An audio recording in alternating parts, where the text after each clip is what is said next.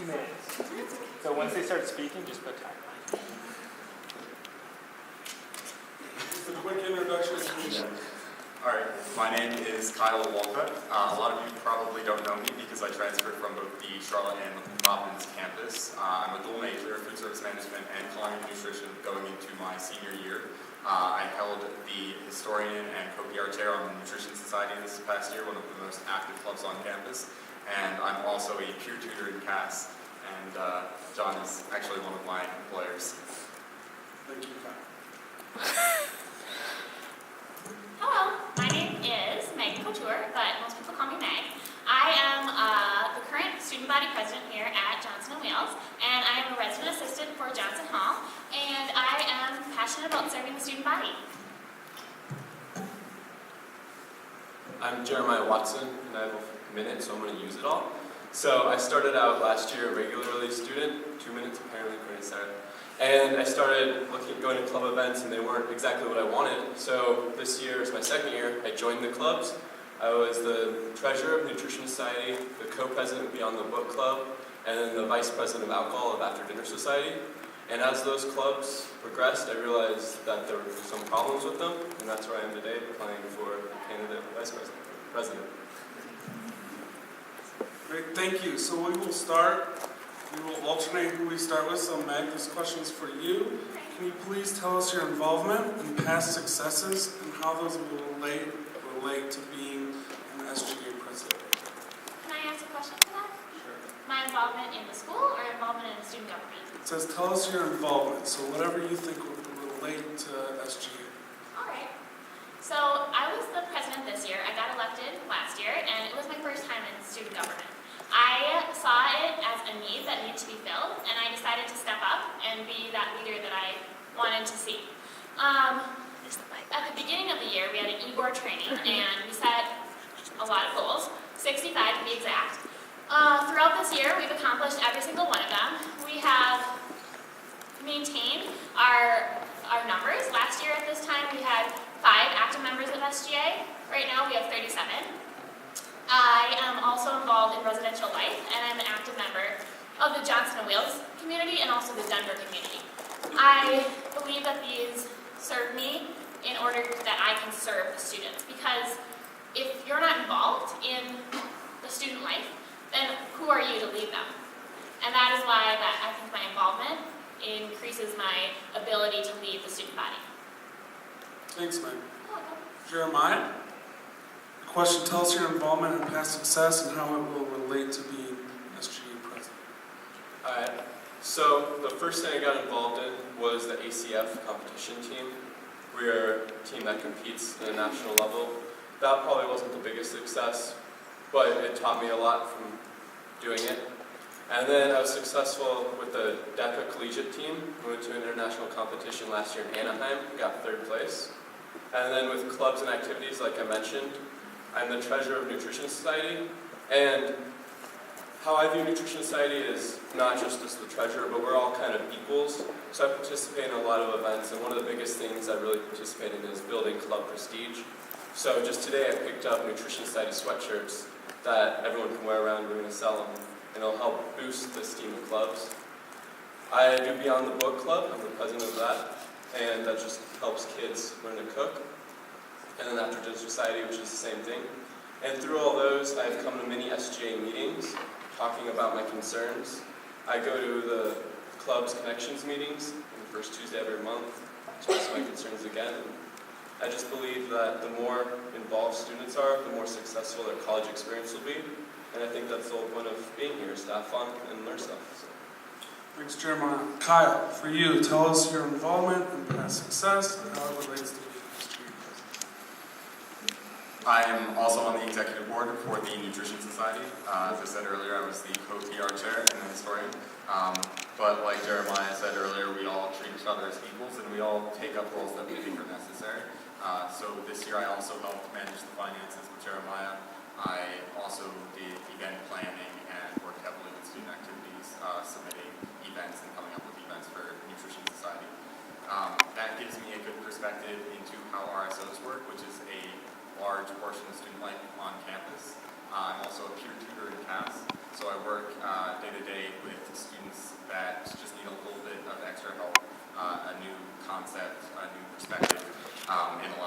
courses. And then I also occasionally dress up as a giant cat and run around the gym and at other events on campus. I think just in general, my involvement on campus has given me a unique perspective, having transferred from other campuses on what is working and what is not working on this campus. And that involvement with peer tutoring, with the executive board of the Nutrition Society, and with even doing something like dressing up as a giant cat and going around admissions events, gives me the ability to see what students want for Johnson Wales, want from Johnson Wales, and I think that gives me the sort of upper hand when it comes to knowing what the students need. Thanks, Kyle. We'll start with Jeremiah on the next question. What is your biggest long-term goal, if elected, and how do you expect to achieve that goal?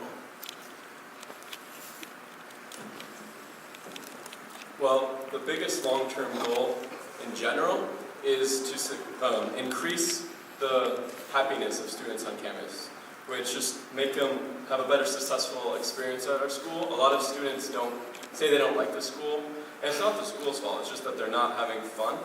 So one of the things I really want to push for is bigger involvement in opening new programs. And an example of a program that I want to open is called an Outdoor Pursuit Program. This program is located in many schools around Colorado. You basically pay a set amount each trimester, and you're able to rent out equipment such as skis, rock climbing gear, which gets you active in the community, gets you outdoors. And I've talked with local companies, they can help donate stuff, and through the school's funding, we can get a large amount of equipment, make this outdoor pursuit program, get kids out there. It'll also give students another work study position because it'll be run by students. So that's one of my goals I really want to push for. All right, thanks, Jeremiah. We will allow 1 minute for a rebuttal. Meg? I was wondering if you could explain what you mean by program. Do you mean you would like to start a new club on campus? I don't know the technical term. I don't really see it as a club. I kind of see it more as like a school-run event or a school-run program, kind of where the school has all this equipment and you rent it out for them. You rent out based on the activity you're doing. You rent out as much stuff you need based per that activity. You can rent it out for 3 days. You can go camping. You have a tent. You can have a sleeping bag, like all that kind of stuff to get kids out there. And I don't really see it as a club to answer your question, but I see it more as like a school program, like a diploma. Yep, you still got 30 seconds. All right. How would you plan to accomplish that?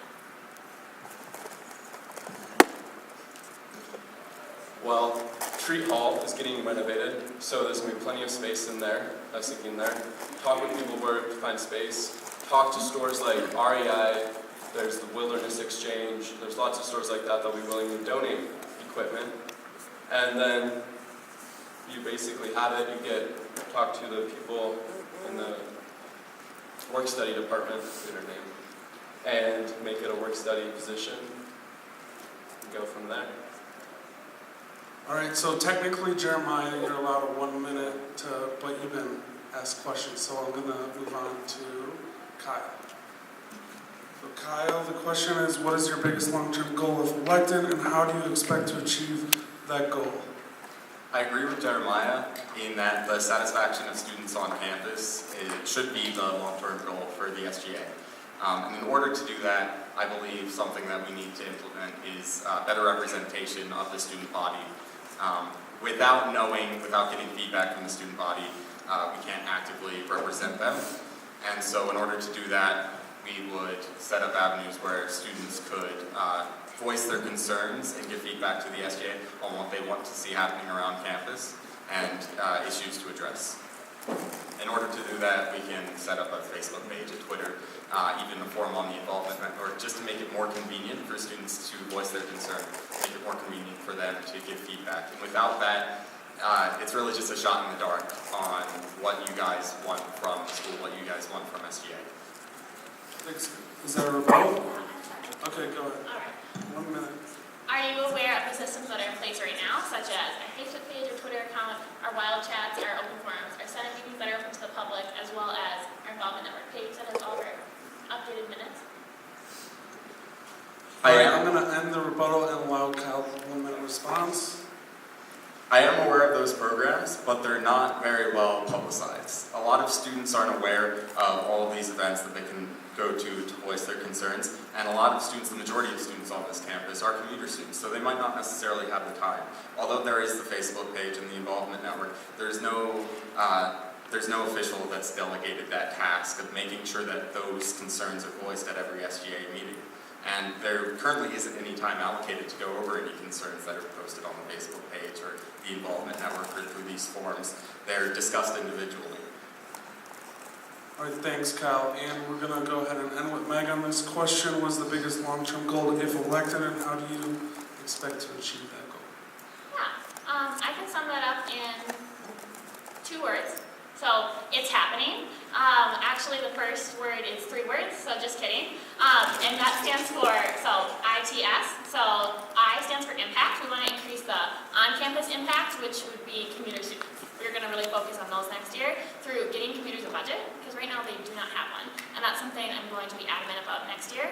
And also, the impact off-campus would include creating a leadership development summit to open up to campuses and students from around Denver to increase our impact in the community. Because right now, nobody knows about Johnston Wales, and if they do, they don't really care, because we don't do much.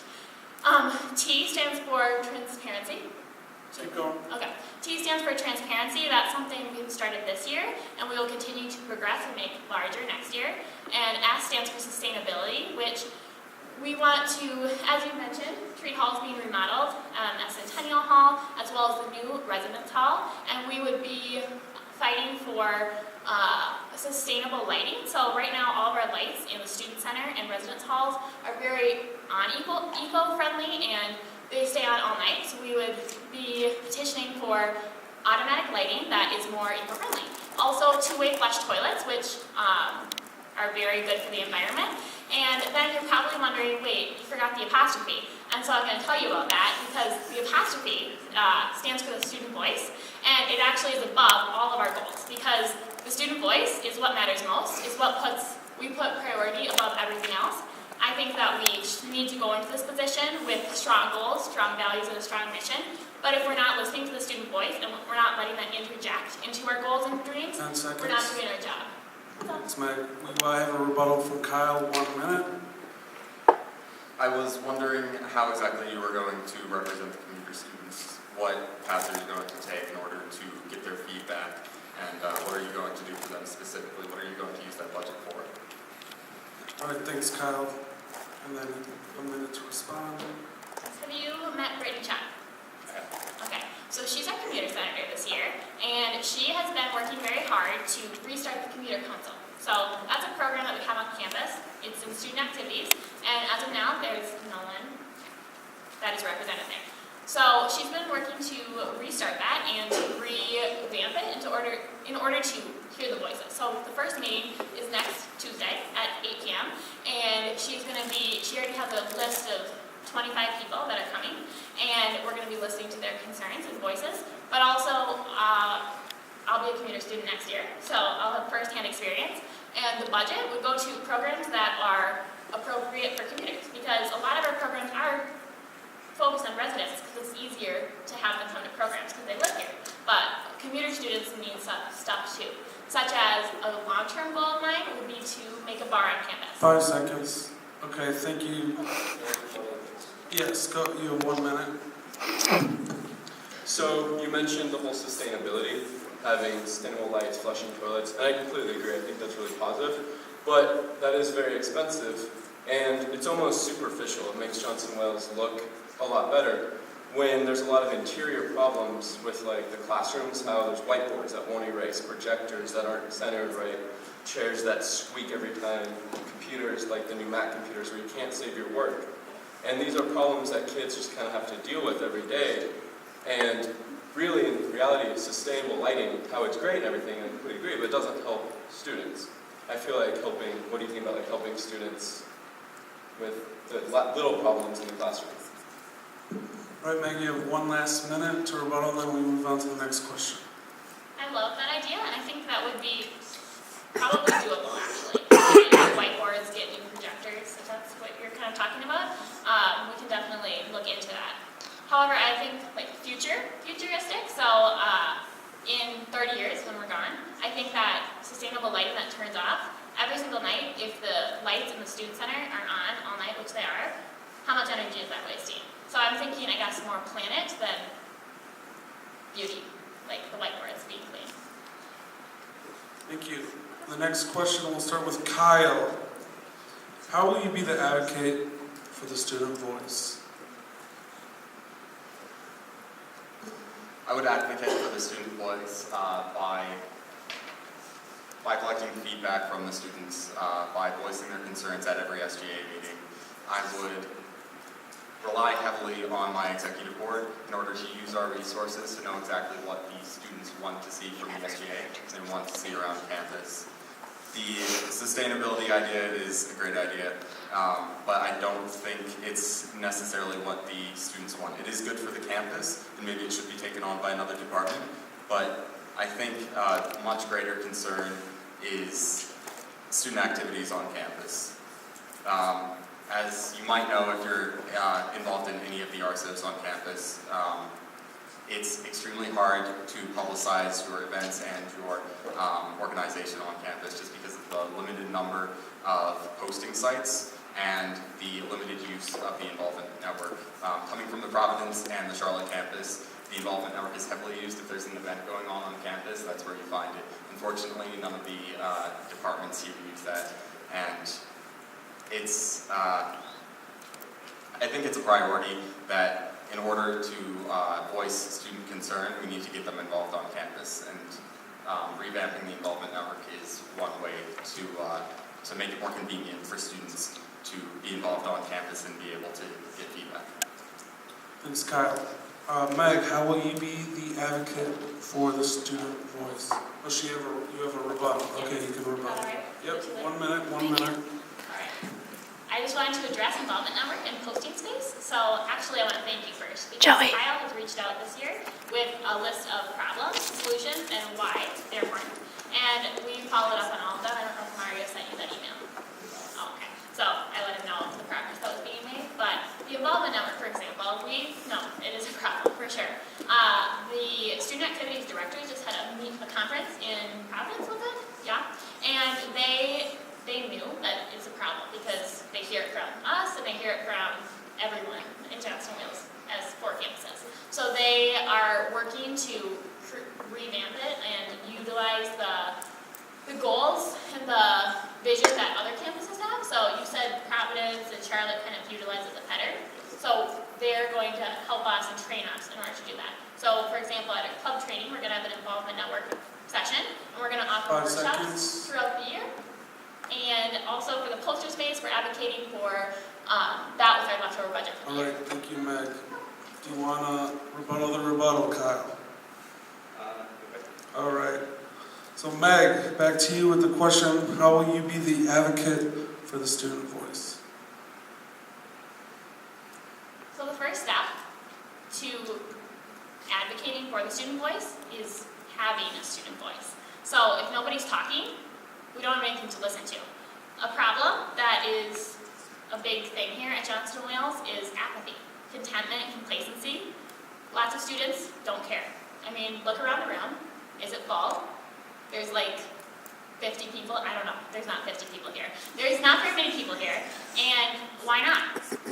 I mean, I don't know, per se, but they don't have a reason to care, maybe. And also, we need to show them the reason why they should care about their student experience. And that's how you get the voice in the first place, is empowering the students to talk and to come to us with suggestions and goals and feedback and student input. And then you listen. Because if you are just trying to be the student voice but have your own agenda on your mind, not much will get accomplished that is actually for the student voice because you're not actually listening to them. So, empowerment, listening, and then you work really hard to address the problems. And there's actually a six-step process for addressing problems. And it starts with inspiring, so you have the ability to mobilize. Then you need to work with the decision makers, because like it or not, there is administration, staff, and faculty here. I love them, but also we need to work with them. We can't just say, well, we're the students, we can do what we want. We need to work together and collaborate to create something bigger than ourselves. Also, we need to rally the troops. So the students are talking, they're excited, we're excited. Then we need to get together and build a coalition. And then we need to develop additional leaders to raise 5 seconds. Raise up those leaders for the future. We need to, well, recruit is before develop, just so you know. And then at the very end, you just need to work really hard. All right, thanks, Meg. So we're gonna allow Kyle a 1-minute rebuttal. So at the beginning of that, you said that there is not a lot of involvement on campus, and you asked why, and you said, maybe students just don't care. And I think some students may not be interested in involvement on campus, but I think a larger problem is just that commuters aren't involved on campus. And so it's not necessarily that they don't care, but they don't have time. And it's inconvenient for them to stay around after school. They might have other commitments. And so getting their feedback and voicing their concerns is a priority. Going back to advertising on campus, there aren't a lot of people here, possibly because not a lot of people got the word. Yeah, we advertised on Facebook and on the Involvement Network, but a lot of students don't go into the Involvement Network at all. A lot of students don't check their email on a daily basis. On the Providence campus and the Charlotte campus, advertising in the halls of the building was a necessity in order to get publicity for any event. All right, thank you, Kyle. Would you like to rebuttal the rebuttal? How? Can you be more specific? Sorry. How are you going to get commuters to start voicing their opinions? All right, so we will save that for during the rebuttal. You got to make statements. All right. So we'll move on to Jeremiah. So Jeremiah, you can go ahead and do that in your question. How will you be the advocate for the student voice? Alright, to start this, I'll rebuttal his rebuttal. And this event was publicized very well. There was posters everywhere. There's a ton in Sage and Perk and everything. But with my voice is how I'm going to do it. About 14% of students voted in the last year for SGA president, and that's not very many. There's 86% more out there. And a lot of them said they were going to come tonight, and as you see, a lot of them didn't come. So it's really just like getting them out of their rooms. Most of them stay in their rooms. And the problem with that is, it goes back to the prestige. A lot of there's all these great clubs on campus, nobody knows about them. You got to build their club's prestige, build better events, give clubs more money to build better events, but then regulate the clubs harder so that they're guaranteed to do the events. And another thing that I think will help students get more active is increase their responsibility. Many students at our school are almost babysat. They feel that there's always someone watching over them, there's always someone really strict, and they don't really get the chance to let themselves be out there. Like they can't even get into their friends' dorm rooms, which is stupid because you stand outside a dorm room, within 10 minutes you'll get in.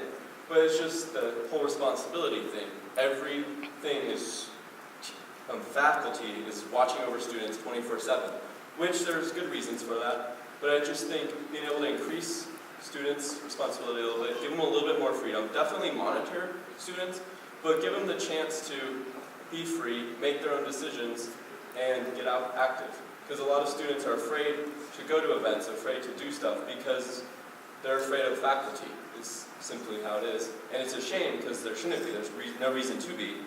But it's just how it is. So. All right, 1 minute for Kyle for your rebuttal.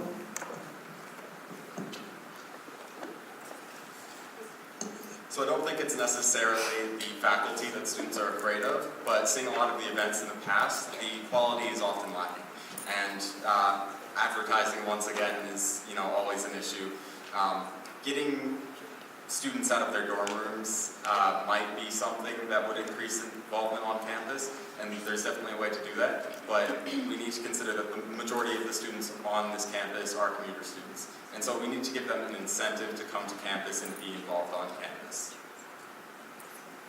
1 minute for the rebuttal of the rebuttal. So there are a lot of commuter students, and most of them have bigger lives outside of them. I'm one of them, and I'm on campus a lot because this is a huge part of my life. But I think that clubs, it's not their advertising, because me and Meg have worked on advertising at the beginning of the year. And it's really, you can advertise forever, and it's not going to get more kids to come. It's really that kids need to be motivated to come, and it goes back to what the event is. The events need to make kids want to come. They need to be more student-related. They need to be clubs or events that inspire kids. Great, thanks. So we have 3 candidates running this year. This question is for you, Kyle. Why do you think you're the best leader for this position?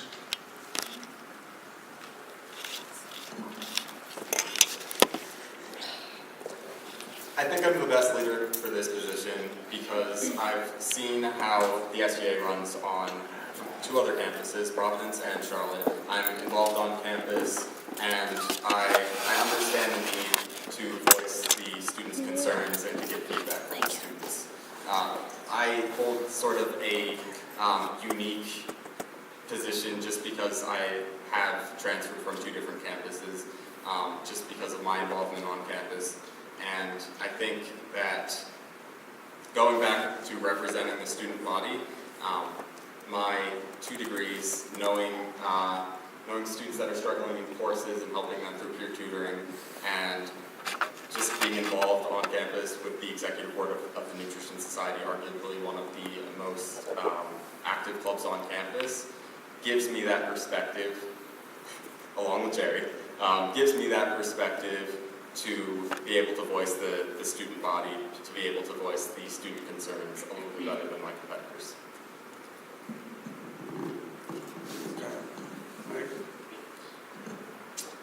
So I love Johnson & Wales. So that's fun. I actually do. I love it here, and that's the reason why I ran in the first place, because I love it and I want it to be better though. Because even though things can be great and things can be wonderful, you still have to see the progress that needs to happen. Because if we're not constantly changing and progressing as society, as people, nothing good is going to happen. Because the same, being stagnant, is like the worst thing that could ever happen to you. And we need to continue to change and progress as a campus in order to be more competitive in the college world, but also to make us better leaders as students. So that's the first thing. I love it, and I'm passionate about making it better. And I spent a lot of time this year learning the system. So I learned how to get around the red tape, write legislation, run an executive board, run Senate, all of that sort of thing. And I have the ability to use these qualities to continue the progression that I started this year.